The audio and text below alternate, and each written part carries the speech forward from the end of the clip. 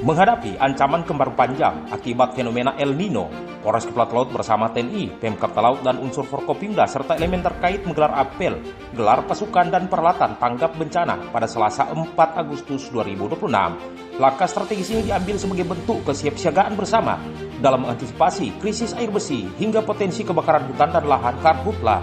Apel dipimpin langsung Kapolres Kepulauan Talaut AKBP Dwi Yatmoko. Berdasarkan data BMKG, wilayah Sulawesi Utara khususnya Kepulauan Talaut telah resmi memasuki fase El Nino dengan intensitas kuat hingga sangat kuat.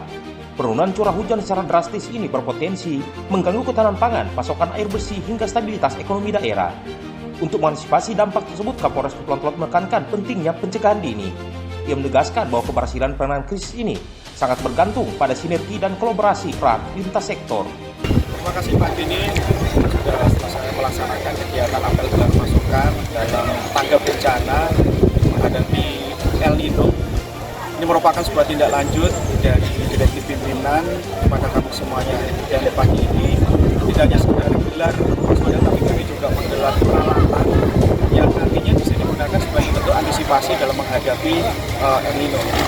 Wujud ataupun efek dari El Nino sendiri seperti yang tadi amanah saya banyak sekali, bahwa mungkin akan bisa terjadi krisis air bersih ataupun kebakaran hutan yang menjadi atensi bersama, karena di wilayah Sulawesi Utara ini di beberapa tempat kabupaten sudah ada kebakaran lahan, dan tentunya kita tidak menginginkan hal itu terjadi di wilayah Kabupaten Talaut ini, sehingga kami berkolaborasi, berkoordinasi dengan unsur Forkopimda dan juga unsur-unsur terkait dalam masalah penanganan karhutla ini.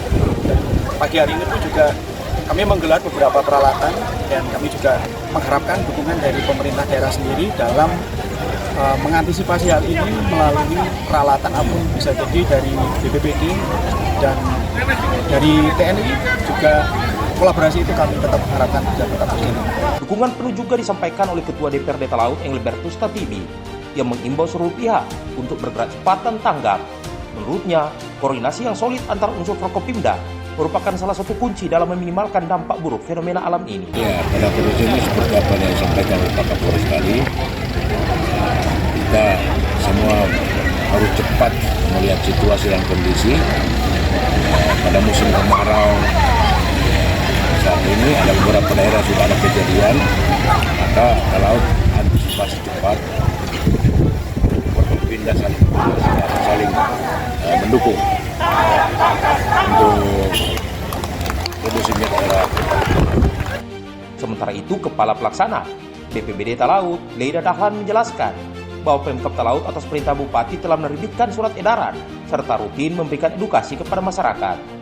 BPBD Talaut juga mengimbau warga untuk tidak melakukan pembakaran sampah, lahan, atau area pertanian secara sembarangan, serta meningkatkan kewaspadaan dan efisiensi pemanfaatan air bersih. Memang sejak awal sudah menyampaikan informasi kepada seluruh masyarakat di Kabupaten Kepulauan Talaut lewat surat edaran ataupun informasi info dari BMKG, terutama menyangkut El Nino yang diperkirakan akan berkepanjangan ini.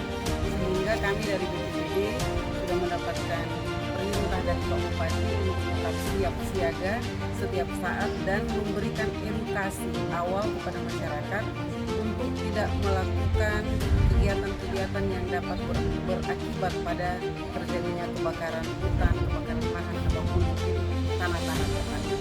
Saat ini BPBD Talaut juga telah menyiagakan posko bencana yang beroperasi dan siap berkolaborasi kapan saja dengan Polres Talaut serta instansi terkait bila terjadi situasi darurat. Dari Kabupaten Kepulauan Talaut Sulawesi Utara, Robert Tamaroba, Pro 3 RRI terus mengudara untuk Indonesia.